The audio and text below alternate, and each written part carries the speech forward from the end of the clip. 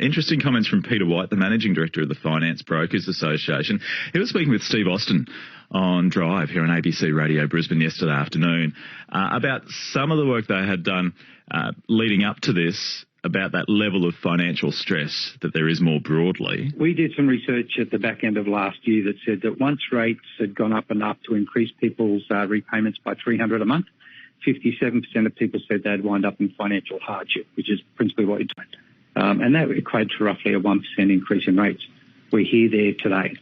So there's concerns that we have with people and their ability to continue servicing their loans.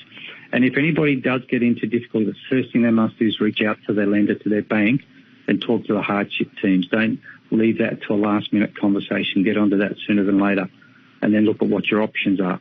But there's certainly stress coming, and I dare say stress is now on the doorstep for a lot of people.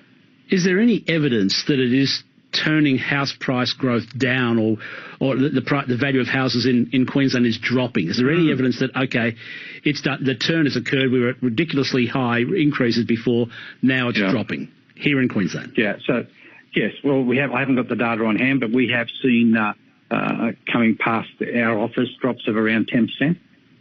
There's some market commentary saying it could get as high as 20 or 25% or come back to pre-pandemic style prices. I think that's probably a step too far.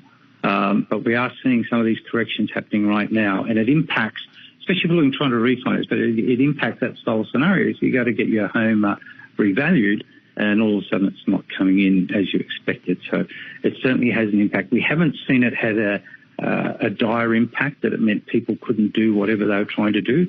But that tide is certainly turning. Peter White there, the Managing Director of the Finance Brokers Association.